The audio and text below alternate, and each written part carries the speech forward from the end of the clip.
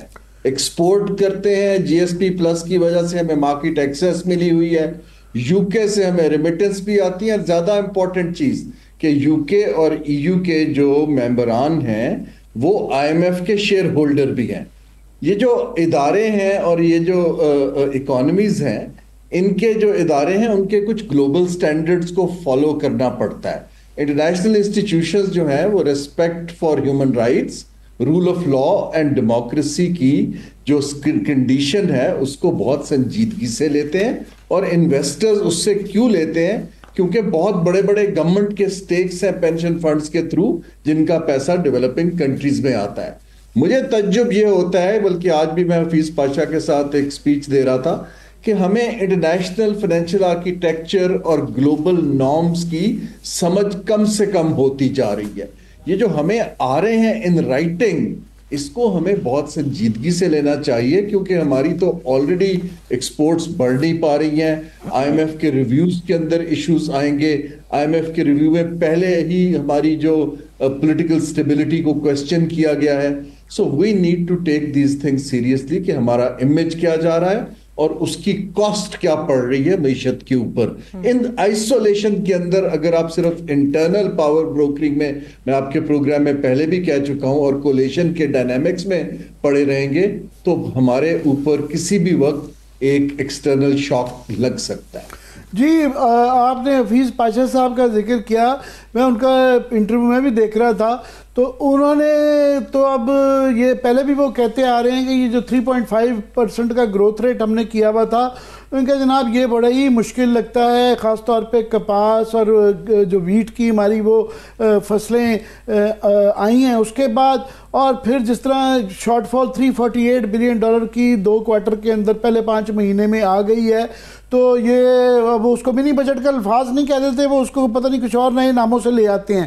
سو ان کو دیکھتے ہوئے, ایکسپورٹس کو دیکھتے ہوئے جو ہے یہ گروتھ ریٹ ہوتا ہوا نظر نہیں آ رہا, کیا کہیں گے؟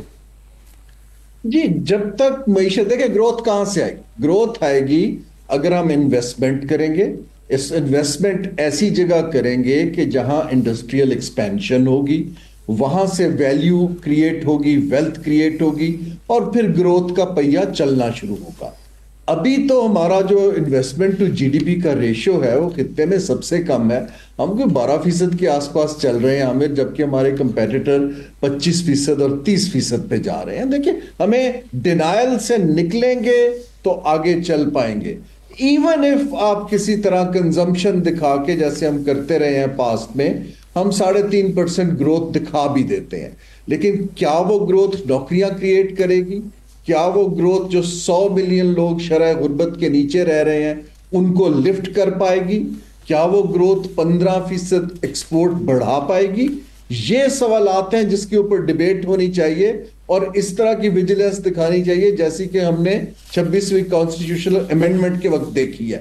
لیکن ہمیں تو ان ایشوز کے اوپر ڈیبیٹ دکھ نہیں رہی ہے نا, کہ اگر آپ نہ پارلیمنٹ میں ہو رہی ہے, نہ ٹاک شوز میں ہو رہی ہے, نہ کوئی وائٹ پیپر لکھے جا رہے ہیں. دیٹ وریز می کہ ہمیں یہ حقیقت سے ایک جو پرپیچول ڈینائل ہے اس کو کیسے توڑنا ہے وہ نہیں ہو پا رہا ہے.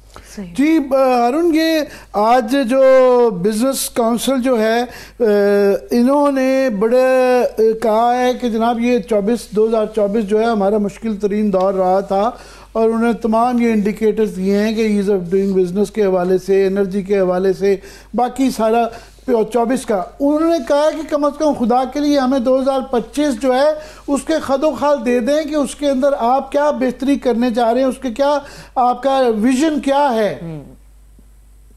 دیکھیے عامر, آپ جو ہیں ایک senior most experience political analyst ہیں, جو ہمارے فیسز ہیں وزراء ہیں, ان کا کام بیسیکلی جو گلوبلی ہوتا ہے کہ وہ اپنی منسٹری کے ٹارگٹس اناؤنس کرتے ہیں, لوگوں کو بتاتے ہیں کہ اگلے سال ہم نے کیا اچیو کرنا ہے, کیسے کرنا ہے, تاکہ آپ کو مارکیٹس کا ایک کانفیڈنس ہے. آپ آنیسٹلی ہمارے دوست ہیں, بٹ آپ آنیسٹلی بتائیے کتنے وزیر ہیں جن کی سٹیٹمنٹ روزانہ آپ کو کوئی ایشوز کے اوپر یا اپنی پالیسی ڈائریکشن کے اوپر دکھائی دیتی ہے. تو ہمیں تو یہ لگ رہا ہے کہ اس وقت جو ہے ان اے وے یہ ماڈل ایک آؤٹ سورس ہوا ہے. کچھ ڈونرز کو ہوا ہے, کچھ SIFC کو ہوا ہے, کچھ اور لوگوں کو کہ آپ کچھ کر دیجئے. یہ اس طرح سسٹین کرنا مشکل ہے. دیکھیے نہ صرف ہمیں جو باہر کے ممالک ریمائنڈ کر رہے ہیں یہ رائٹس کے اوپر, بلکہ انہوں نے the way IPPs which have been handled اس کا بھی ذکر کیا ہے. دیکھیے نا, سو ہمیں ان چیزوں کو سمجھنے کی ضرورت ہے کہ آپ ایک ڈیپینڈنٹ ملک ہیں, آئسولیشن میں نہیں چل سکتے. کچھ ہمارے میکرو انڈیکیٹر مثبت ہیں, بالکل ہمیں ایکنالج کرنا چاہیے. ہمارا امپورٹ کور جو ہے وہ 3-3.25 مہینے پر ہے, انٹرسٹ ریٹ گرا ہے, لیکن انٹرسٹ ریٹ گرنے کا فائدہ تو اس کو ہوگا نا عامر جس کو قرض ملے گا.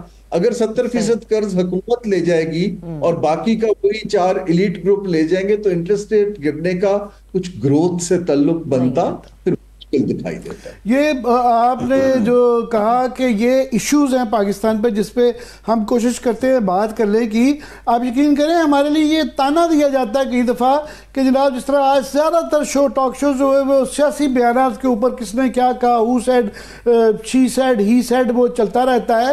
تو یہ اگر ایشوز نہیں ہیں, بجلی جو ہے گیس جو ہے 500% بڑھ گئی, 800% جو ہے بجلی پچھلے 6 ماہ کے اندر بڑھ گئی. IPPs کا ذکر کیا کہ وہ اس کے بغیر جب تک یہ فنڈامنٹلز ٹھیک نہیں کریں گے تو ہماری ایکسپورٹس یا ہماری انڈسٹری ٹھیک نہیں ہوگی. تو یہ فنڈامنٹلز جو ہیں, چاہے وہ پرائیویٹائزیشن کے حوالے سے جو کرنے تھے جو PAE کا کیا گیا, یا وہ ایکسپینس کم کرنے کے حوالے سے ریفارمز جو ہم کہہ دیتے ہیں, وہ کہیں نظر آ رہے ہیں کہ 2025 میں کوئی اچھی خبر دے سکتے ہیں ہم لوگوں کو؟ یہ ایکسپینسز کا, حکومت تو ایکسٹریکٹیو ہے, وہ اپنا فٹ پرنٹ ایکسپینڈ کرتی جا رہی ہے, پرکس اینڈ پریویلیجز بڑھا رہی ہے. دیکھیے اگر میں اس وقت بیٹھا ہوں وزارت کی کرسی پر یا کسی پر, which is unlikely in near future, so what I would say کہ اگر میرے ملک میں عامر 10 کروڑ لوگ غربت کی سطح کے نیچے ہیں تو میں کیسے افورڈ کرتا ہوں ایون آپٹکس کہ میں اپنی ایکسپینشن کرتا جاؤں نا. اب چھوڑیے IMF کو, اب چھوڑیے بجٹ ڈیفیسٹ کو, لیکن اس وقت مجھے فٹ پرنٹ, کیونکہ ہماری جو پیٹرنیج کا اولڈ سکول ہے سیاست کا کہ اس کو دے دو, اس کو دے دو, ٹیکس پیئر کا پیسہ پکڑ کے پھر سے بانٹ دو, ہم اس اولڈ سکول کو توڑ نہیں پا رہے ہیں. حالانکہ عوام کے جو اس وقت ری ایکشنز ہیں, چاہے ووٹ کے تھرو یا through what ever communication channels, وہ دکھ رہے ہیں کہ وہ اس اولڈ سکول کو اس وقت ایکسپٹ نہیں کر رہے ہیں. ہمیں اس وقت پاکستان کو ڈینائل سے نکلنا ہے, ہمیں ایڈ نہیں ملنی ہے, ہمیں اب IMF کے پروگرام کے ریویوز مشکل ہونے ہیں. ہمارے اوپر جو ہمارے ویسٹرن پارٹنرز ہیں